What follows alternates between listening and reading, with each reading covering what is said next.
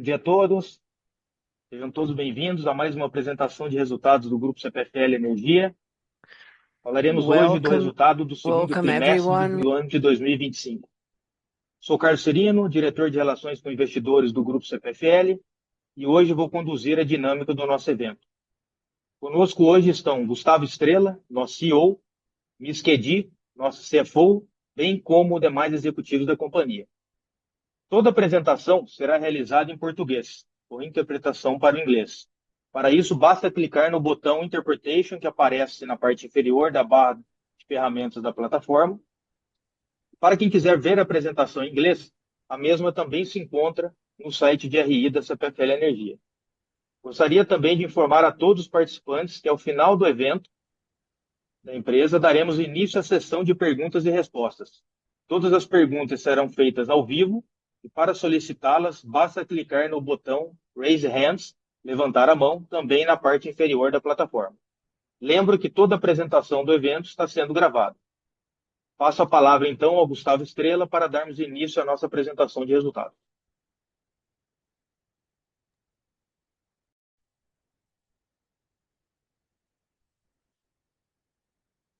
Obrigado, Serino. Bem, bom dia a todos. Começando aqui, então, a nossa divulgação de resultados, aqui no slide 3, com alguns destaques. O primeiro, a nossa carga na área de concessão. Ela teve uma queda aqui nesse segundo trimestre de 2,2%, muito em função de temperatura. A gente vai ver um pouco mais para frente, afetando muito as classes, tanto residencial quanto comercial. A gente pode ver que no semestre essa queda é só de 0,2%, praticamente flat em relação ao ano passado, mas aqui muito em função dessa redução de temperatura concentrada no segundo trimestre. Aqui acho que uma excelente notícia em relação à nossa PDD, com uma queda de 37,3% na comparação com o ano passado. No semestre, uma queda que já era acumulada de 34%. Acho que a gente segue com bons números, a gente vai ver também em detalhe, mas bons números e um controle bem maior da PDD em relação ao ano passado. Nosso EBITDA, então, fecha com 3 bilhões e 28, um crescimento de 6,7% em relação ao ano passado, e o lucro líquido, 1,2 bilhão, um crescimento de 7,8% em relação ao ano passado. A nossa dívida segue estável em 27,3 bilhões, uma alavancagem em torno de 2,07 vezes no critério covenant da nossa dívida líquida sobre EBITDA. Acho que aqui do lado financeiro, a grande boa notícia foi a divulgação do nosso rating em escala internacional pela Moody's.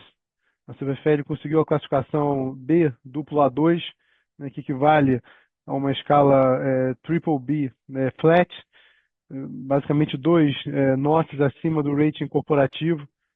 Acho que isso aqui é importante aqui para a gente eventualmente acessar mercado externo, é o que a gente está avaliando hoje, mas é um rating assim, bastante positivo. O nosso CAPEX atinge 1,4 bilhão, com crescimento de 5,1% no segundo trimestre. A gente segue no caminho do guidance do ano de um CAPEX anual de 6,3 bilhões de reais e no semestre um CAPEX de 2,7 bilhões. Tivemos também dois reajustes tarifários, um da Paulista e outro da RGE, os dois com aumento positivo na parcela B, 7,53% na Paulista e 4,9% na RGE. Dois dados positivos, especialmente considerando que a Paulista teve um reajuste negativo total de menos 3%. Bem, sobre o processo de renovação das concessões, já temos os processos aprovados pela ANEEL da Piratininga e da RGE, aguardando aqui o rito de aprovação do Ministério de Minas e Energia. O último processo da CPFL Energia, da CPFL Paulista, esse ainda em processo de aprovação na ANEEL.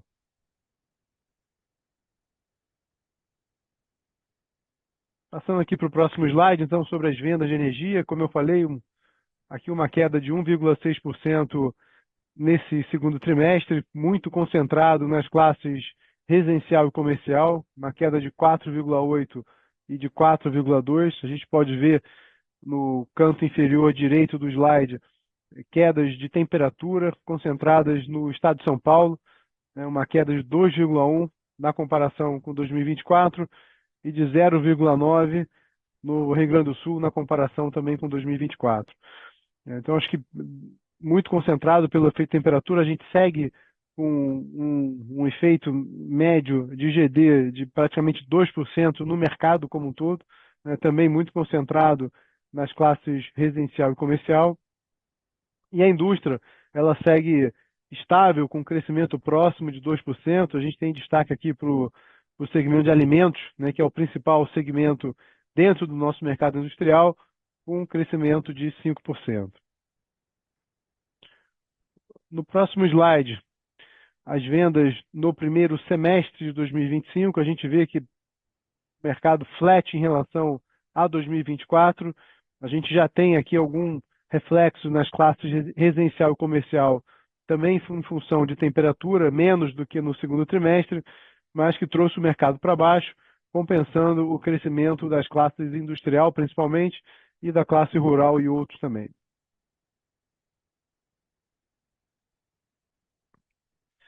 Bom, no próximo slide, sobre inadimplência, acho que aqui um índice importante, né, uma queda já recorrente em 2025 na comparação com 2024, uma queda de 37% na nossa inadimplência, e acho que aqui a grande ação tem sido o nosso volume de cortes, com um crescimento também expressivo em relação a 2024, saindo de 550 mil cortes para 717 mil nesse segundo trimestre de 2025. A gente teve ano passado reflexo das enchentes no sul, uma dificuldade de seguir com os cortes naquela região. Então a gente teve aqui um aumento expressivo e um reflexo direto na nossa inadimplência, com uma queda expressiva. A gente bate então 0,84 no semestre, saindo de 1,2 no primeiro semestre do ano passado. Acho que aqui é sim uma boa notícia, né, diria que ainda com alguma tendência de queda para os próximos trimestres, mas o ponto aqui que chama a atenção é que a gente consegue esse nível de inadimplência ainda com volumes de corte muito elevados, e essa deve ser a tendência e o cenário que nós temos aqui para os próximos trimestres. Vamos passando aqui para as perdas. A gente tem então a Paulista, a RGE e a Santa Cruz já na nova metodologia da ANEEL, da CP09, então com a perda já considerando os impactos da geração distribuída. A gente tem a Santa Cruz dentro dos limites regulatórios e ainda com desafio na Paulista e na RGE para chegar nesses índices. Aqui também tem uma trajetória de queda, e essa é a nossa expectativa para os próximos trimestres, mas ainda assim um desafio grande na Paulista e na RGE. Na Piratininga, essa mudança do critério deve acontecer nos próximos meses, e a gente então deve incorporar também essa nova visão mais correta, essa nova metodologia que considera a geração distribuída.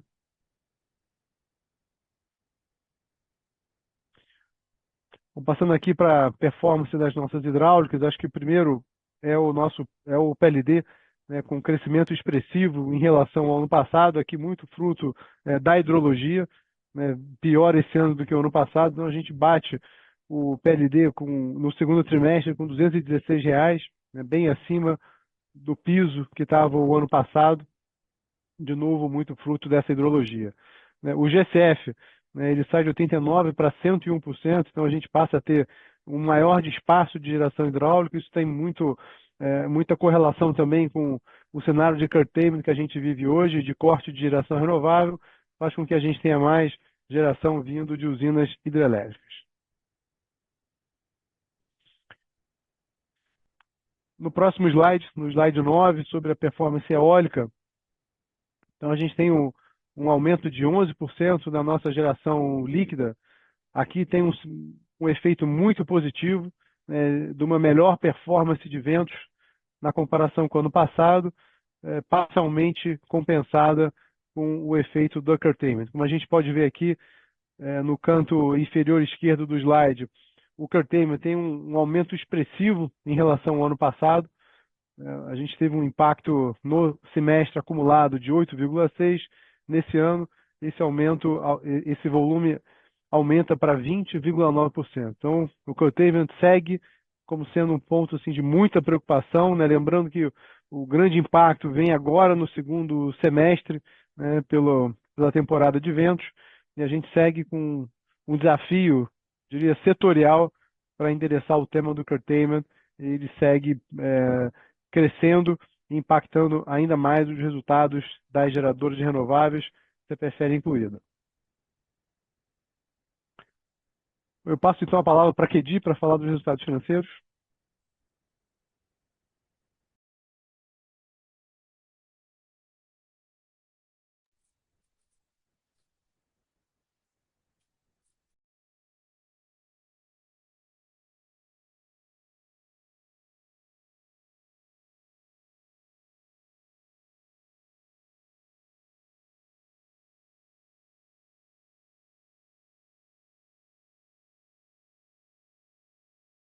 Obrigada, Gustavo, a todo mundo. Nosso EBITDA teve um aumento de 6,7% e o total é 191 milhões. Então, na próxima sessão, eu vou falar sobre sobre o desempenho de cada um dos segmentos. Em primeiro, na distribuição.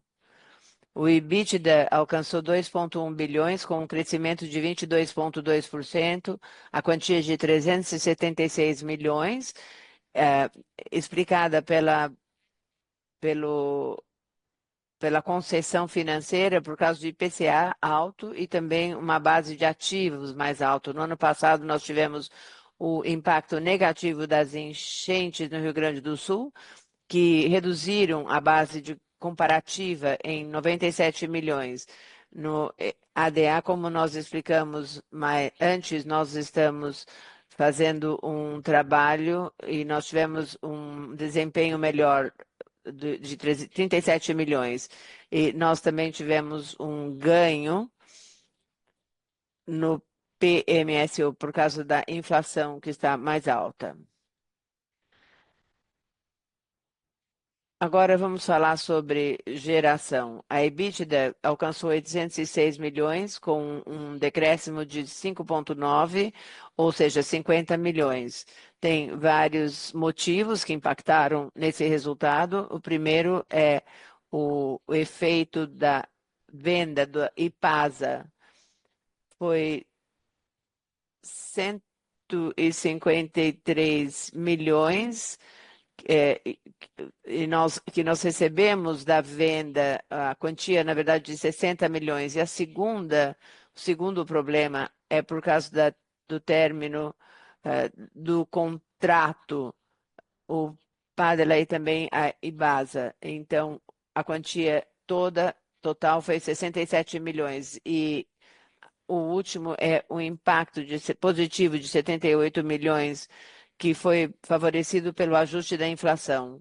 E o primeiro, embora temos o impacto do curtailment, temos uma geração de eólica positiva de 45 milhões, que foi muito bom. Agora nós vamos falar sobre o desempenho na transmissão. O EBITDA alcançou 171 milhões. Algumas dessas razões, dessas variações, é que nós tivemos um ajuste da Ibasa, que também teve um efeito na quantia de 150 milhões. E também o PMSO, nós temos um desempenho melhor de 26 milhões. E no EBITDA regulatório, alcançamos 211 milhões. A razão foi um ajuste para o ciclo 24-25.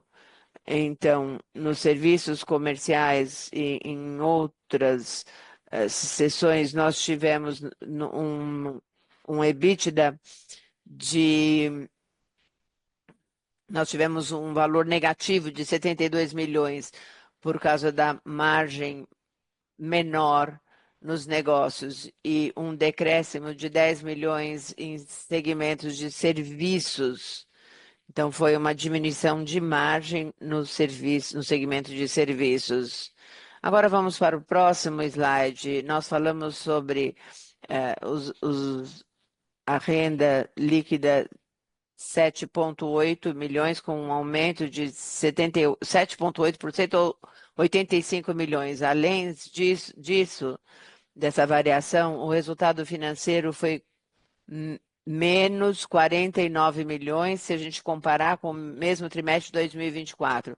Um dos motivos foi por causa do mark-to-market, que nos deu uma contribuição positiva de lucro, 98 milhões, que a gente pode explicar pela redução da curva do spread do crédito. Também tivemos uma receita mais alta e ajustes que tem a ver com os ativos regulatórios e os liabilities, uma quantia de 49 milhões. Isso foi compensado pelo aumento de 84 milhões em gastos por causa da dívida líquida, por causa dos índices do IPCA e do CDI. E nós tivemos uma depreciação e amortização de 123 milhões. Depois nós temos aqui o desempenho da primeiro semestre do ano.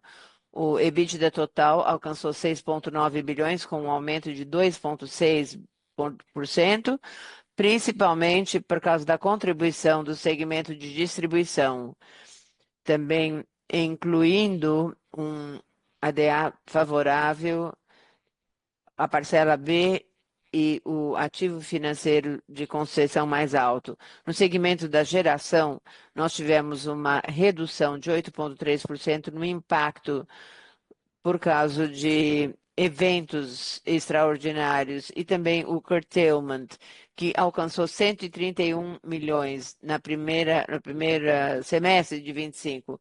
Então, tivemos um impacto negativo de 96 milhões. Os resultados regulatórios do segmento de transmissão foram principalmente impactados pelo decréscimo PAR para o ciclo 24 e 25, e outros segmentos tiveram um decréscimo por causa das margens mais baixas de lucro. Vamos para o próximo slide. A nossa renda líquida diminuiu 1,9%, um total de 2,8 bilhões. Esse resultado financeiro foi impactado pelo aumento de gastos e também pela inflação. A quantia é 13,9 milhões, que foi compensado pelo mark-to-market de 259 milhões. A depreciação aumentou por causa de impostos mais altos, que tem a ver com o EBITDA maior. Próximo slide. Agora nós vamos falar sobre o nosso portfólio e alavancagem. Nós temos esse critério de Covenant que terminou o ano com 27,3 bilhões. O EBITDA ajustado foi 13,1 bilhões. Então, a nossa dívida líquida foi 2,07. Como o Gustavo falou, nós recebemos um rating internacional de Baa2 pelo Moody's, que foi 2 pontos acima da avaliação soberana do Brasil. Isso vai permitir com que a gente trabalhe em países do exterior, alcançando novos investidores e mantendo um custo de dívida baixo para a CPFL. Nós também alcançamos 2,5 bilhões de fundos no último trimestre, com um termo médio de 8,07 anos. Com esses debêntures, nós podemos estender a maturidade das nossas dívidas e nós vamos poder visualizar isso no próximo slide. Aqui nós temos esse custo nominal, que é mais ou menos 14,3%, que é mais alto por causa do aumento do CDI. Para o nosso portfólio da dívida, como você pode ver, tem 75% tem a ver com o índice do CDI, 24% está linkado ao IPCI. A nossa agenda de amortização é mais ou menos 0,97 e o prazo é de 4,3 anos. No próximo slide, eu vou falar sobre o desempenho do CAPEX no último trimestre. No segundo trimestre, nós investimos 1,4 bilhões, que é 5,1 mais do que o ano anterior, que está alinhado com o nosso plano de CAPEX. Vendo esse segmento em detalhes, nós alcançamos 1,2 bilhões, com a maior parte dos investimentos em atendimento ao cliente, projetos de expansão, melhoras dos sistemas e modernização. Na geração, nós investimos 51 milhões no plano de manutenção das nossas usinas hidráulicas e também nas fazendas eólicas. Na transmissão, 166 milhões, nós investimos nos reforços e nas melhorias das nossas linhas e subestações. E em negócios e serviços, segmento de serviços, o investimento total faz mais ou menos 6 milhões. No início de 2025, nós investimos 2,7 bilhões, que alcançou 41% do CAPEX estimado para o ano. Agora eu vou devolver a palavra para o Gustavo. Thank you, Kedi. Bom, acho que para finalizar aqui, só um reporte aqui do nosso plano ESG e de um projeto super relevante para a CPFL, que é o nosso CPFL nos hospitais, um projeto desde 2019, né, são mais de 320 milhões de reais investidos. A gente está aqui com um projeto novo lá na cidade de Passo Fundo, um investimento de 8 milhões de reais. A ideia, ele segue o mesmo desenho do projeto de hospitais, mas a ideia é que a gente consiga atender, né, de forma centralizada todas as unidades básicas de saúde da cidade de Passo Fundo. Então, acho que é um formato um pouco diferente, a expectativa é que ela seja escalável para outras cidades, mas acho que a ideia é que a gente siga com esse projeto, né, com um reflexo tão importante, né, não só nos hospitais, na questão de saúde, para as comunidades da nossa área de concessão, mas também para o nosso negócio. Então, acho que a gente segue aqui com um projeto bem sucedido, já com um volume bastante grande, praticamente 50 megawatts pico já instalado, né, e uma perspectiva da gente seguir investindo em hospitais aí no longo prazo. Ok?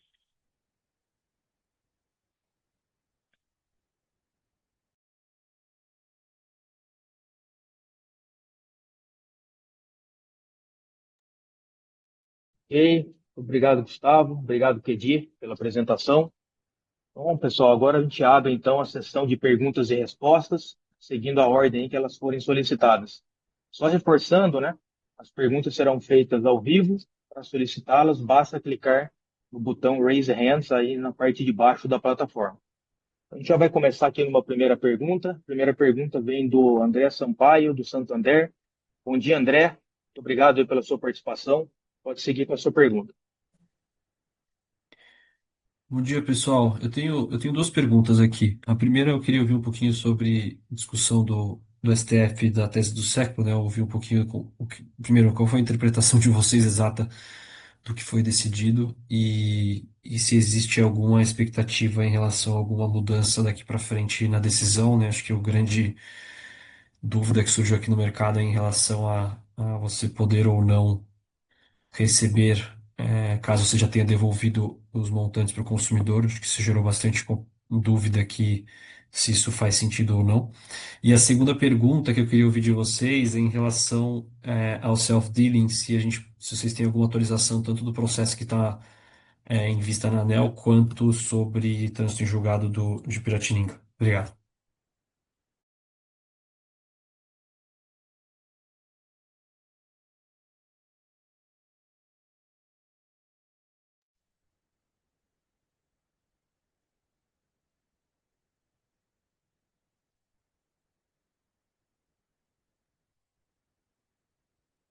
Boa tarde, aqui é Gustavo, sou responsável pela área jurídica aqui da CPFL.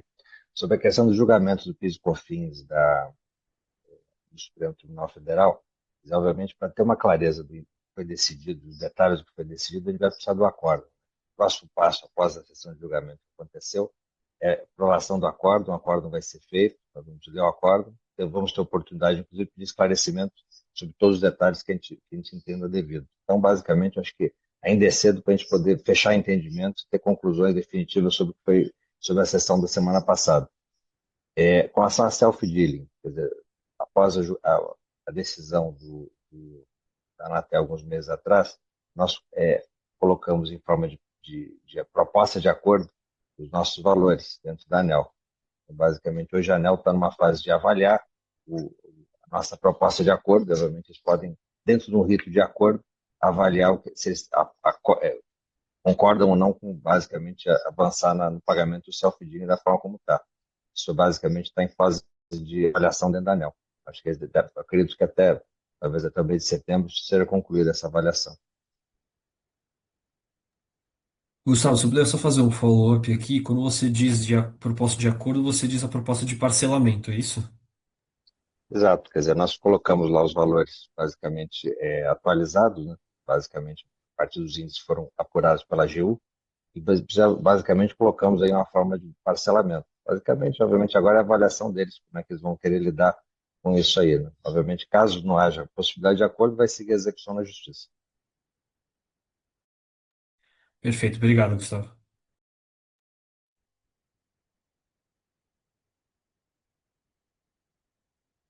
Meu filho. Obrigado. Obrigado, André, pela sua pergunta aí. Bom, pessoal, não temos mais nenhuma pergunta aqui no call. Então, qualquer dúvida posterior aí, vocês ficam à vontade de entrar em contato comigo ou com a equipe aqui de RI, né, para a gente poder esclarecer com algum ponto, qualquer ponto aí que tenha ficado aí pendente. Só antes de passar a palavra final aqui para o Gustavo, fazer o encerramento, eu gostaria de convidá-los mais uma vez aqui para o nosso CPFL Investor Day. Será realizado no dia 3 de setembro de 2025, né, será aí em São Paulo. O convite foi enviado para vocês, então façam as inscrições. Contamos aí com a participação de todos. A gente está agora com o QR Code aqui na tela para fazer a inscrição, mas obviamente vocês também receberam, né, o convite aí. Caso alguém não tenha recebido, também pode entrar em contato com a gente aqui. Tá? Muito obrigado. Eu passo a palavra então ao Gustavo Estrela para as considerações finais e encerramento.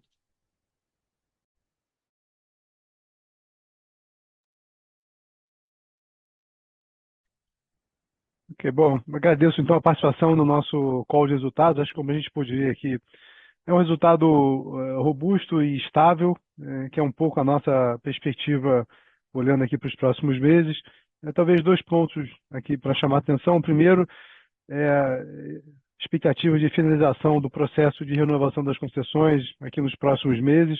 Acho que o processo caminha para o término, que acho que é muito positivo para o segmento de distribuição, e voltar a ter essa visão e perspectiva de longo prazo, destravando, obviamente, nosso plano de investimentos, que é bastante alto.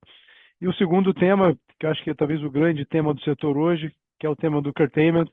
Eu acho que a gente realmente precisa buscar aqui caminhos para endereçar o tema do curtailment, e aí acho que temos um desafio aqui nos próximos meses de buscar essa solução. Então, agradeço mais uma vez. Bom dia a todos.